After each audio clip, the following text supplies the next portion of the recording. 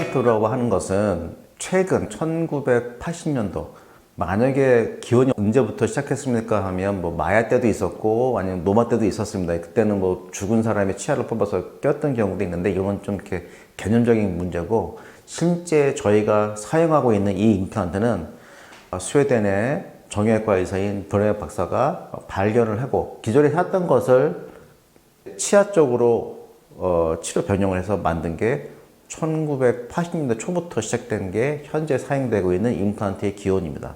이 임플란트는 이런 형태의 타이타늄을 이용해서 구강 내에 악골에, 치조골에 이런 임플란트를 삽입을 하고, 우리가 콘크리트를 어디에 시술한다면 콘크리트가 굳기까지 양생 과정이 필요하듯이, 이런 임플란트도 악궁에 집어넣으면 하악에는 4개월, 상악에는 6개월이라는 양생 과정, 아무는 시간이 필요합니다. 그 다음에 이게 아물게 되면 임플란트 위쪽에 이렇게 상부 구조를 해서 기둥 역할을 하는 어버트먼트를 설치를 하고, 그 위에 보충물이 올라가는 이런 것들이 치과용 임플란트입니다.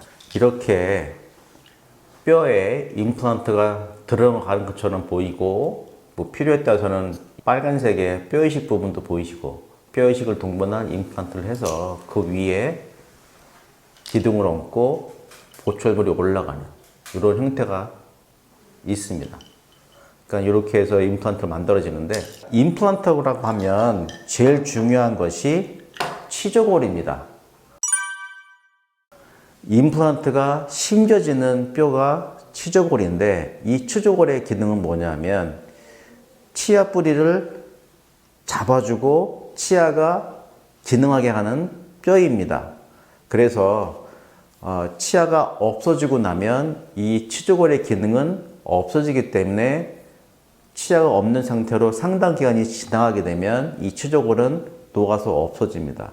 그렇게 되면 나중에 뭐 잇몸이 약해서 못 씹는다는 등 치과에서 말하는 게 그런 경우입니다. 그래서 치아를 상실하면 지체하지 마시고 병원에 가셔서 임플란트 상담 받으시고 시술 받는 것이 굉장히 좋고, 만약에 발치가 된 후에 상당 기간이 지나게 되면 치조골이 없는 관계로 뼈 이식을 동반한 임플란트 수술을 받을 수밖에 없습니다.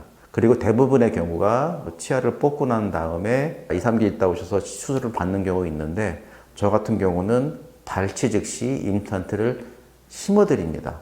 자료를 보시면 이 환자분 같은 경우는 치관에 해당되는 부분이 다 녹아서 없는 경우입니다. 그리고 치열도 안 좋았던 경우이고, 이런 환자가 내원하셔서 보시는 것 같이 치아 뿌리밖에 없는 이런 상태도 오시고, 많이 썩어 있는 상태로 오신 경우입니다. 이런 경우